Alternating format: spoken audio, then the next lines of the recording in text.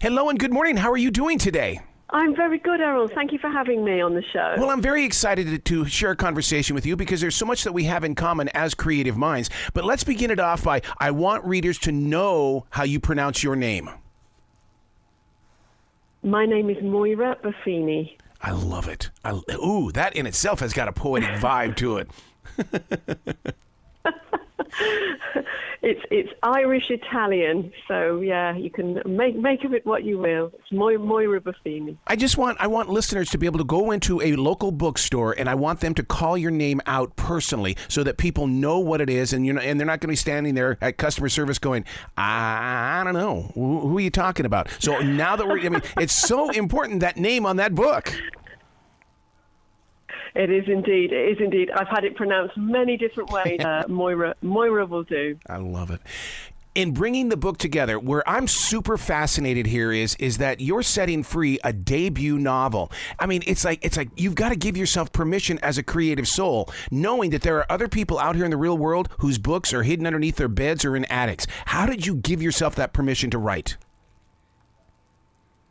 I think it's a story I've wanted to write for such a long time, literally decades. And my real profession is I'm a screenwriter. Yes. And a playwright. So I've written creatively all my life.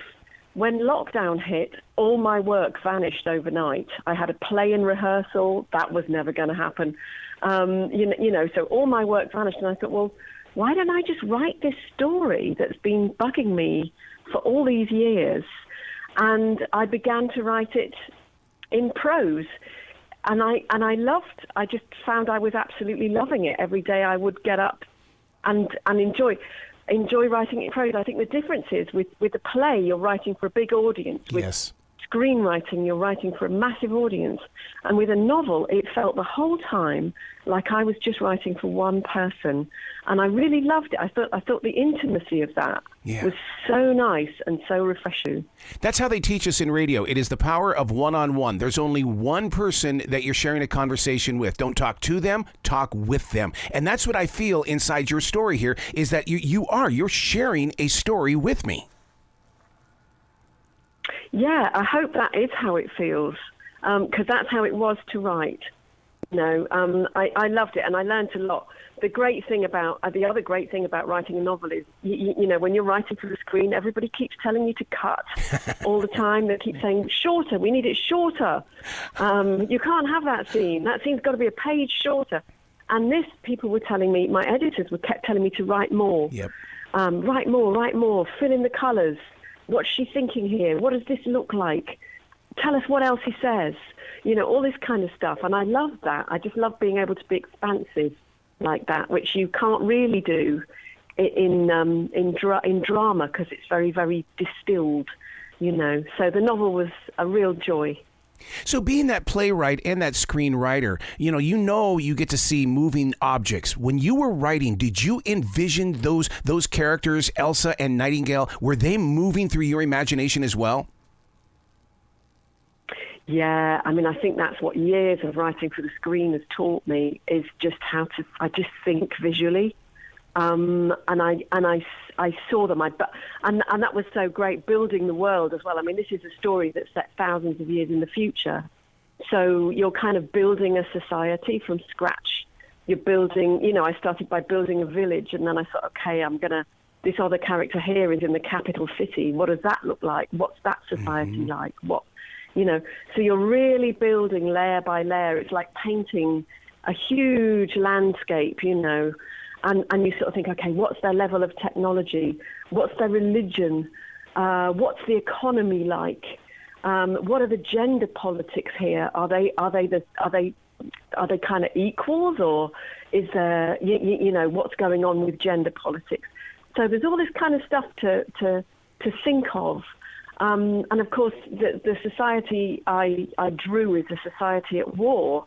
So then you have to colour in who's the enemy, what's their society like, how are they, who's gonna draw us into that world. So it's like painting a huge, huge canvas, and I did it layer by layer, just, I mean, you know, day by day, layer by layer, colouring in a little bit more and thinking everything through.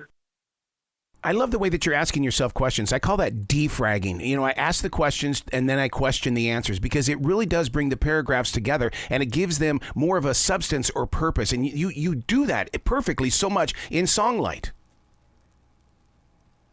Yeah. I mean, I think it's not a story I sat down and planned the whole structure of before I started writing. And in a way, I think that's quite good, because I kept asking questions all the way through it. The big one, of course, being what happens next. You know, and I didn't know. I was really excited. I was on the edge of my seat. What would happen next? You know, so it was like a journey through the unknown, really, into this world, into this story of two young girls who are trying to keep each other alive. You know, one in the village and one in the city, communicating by telepathy, and they're both in these kind of perilous situations, trying to keep each other alive. And I didn't know what was going to happen next. And I think that questioning, I think that's such a key tool of any creative writer, is just keep asking the questions. If you know all the answers, it's less interesting somehow. The way that you use the telepathy, though, see, because I've always believed that we do that and we just don't know it, that we are always speaking with somebody that is in a distant place. And then all of a sudden we think it's our brilliant idea, but maybe it was somebody else that happened to transfer it to us. So, I mean, you really do open up a conversation piece here. Well, I think it's funny how we all, certainly me anyway, I can't really speak for everyone here, but I've always been drawn to stories about telepathy. And I think perhaps, you know, it's to do with our childhood imaginations. It's when we're not with our friends, we are still imagining that we are, you know, and we kind of lose that as we grow up. We grow into adulthood and we sort of, you know, lose a big piece of that imaginative play. But I think it's still there in us, really, as is our imagination of being outside of our body. We all imagine that all the time, and I think we certainly dream it, you know. So I think this sort of business of telepathy, it calls on stuff that's all there in our imagination, in our creativity, in our subconscious, and it just kind of gives it a name. And I think. It makes us all, we can all imagine, this is one special power we can all imagine that we have. One of the things that's so fascinating about your book, Songlight, is the fact that you are very much up to date and in touch with who your reader is and what they're thinking about. Because reproductive freedom is something that is spoken about inside this book. They're talking about it. Their parents may not be talking about it with them, but they're talking about it inside their tight circles. Yeah, this is the book is the dystopia in the book is very down on women and girls, and women and girls a little like the not too far distant past and the very frightening possible future, do not have agency over their own lives and their own bodies, and this book sort of examines that and kind of. Puts us in the shoes of girls who don't have the freedom that we have enjoyed. And I wrote it for my young self and for my daughter and her friends, and because it's these are things we have. These are freedoms we've struggled to get, and I think we need to, hold on to them. Yeah. Yeah.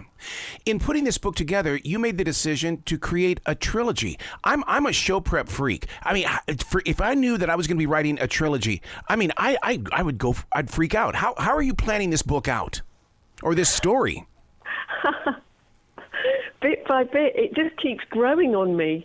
I didn't start, like I say, I didn't start from the beginning thinking this is going to be a trilogy. I just got to the end of I just thought, this is more than one book. Yeah. I got halfway through book one, I thought, this is more than one book, and then I sort of thought, well, it's got to be three. It's got to be a beginning, a middle, and an end. And I've written book 2 now, and I'm beginning to sort of look into planning out book 3. Wow. And it's definitely, there is life in this world. There's a lot going on. You know what's really interesting, though, is that because I am a book author and writing those books, so many times people will ask us about our own personal lives and what are our memories. And when you're locked in writing books and stories, that's our memories. And so many people don't tap into that, which is why I love talking with authors, because I hear your voice. I hear your passion. And man, I wish listeners could just really pick up on it as they read the story so they too can be inspired to write. Yes, I hope so too. I think that's the wonderful thing about writing for a younger audience as well, is that I was really inspired by the books I read at that age. You know, and I think they're the best audience in the world. That young people are so bright, they are so open, and they're hungry for knowledge. They're hungry for everything, for knowledge, for experience. And I think younger readers love YA for that reason. And I think older readers love YA because it taps us back into our own rite of passage, Yep. You know, which really isn't very far from any of us, you know. Well, yeah, because I'm glad that you brought that up about adult readers reading YA books. And the reason why is because I'm a true believer that love is ageless. And the fact that you've got a book like this, it allows older people to say, I'm going to step into the story and I'm going to go through the experience. Yeah, and I think, you know, I mean, to be fair, the older people I know who've read the book have really loved it. My wife included. And I think I'm a secret reader of YA. I never stop reading it.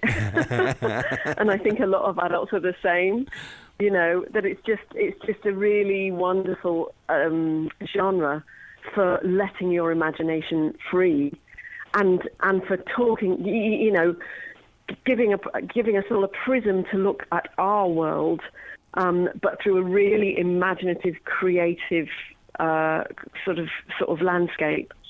Wow. You got to come back to this show in the future, especially when you're ready to pop that second book out, because I want to continue this story with you. Oh, I'd love to. I'd really love to. Thank you so much for having me on. Will you be brilliant today, okay? Thank you.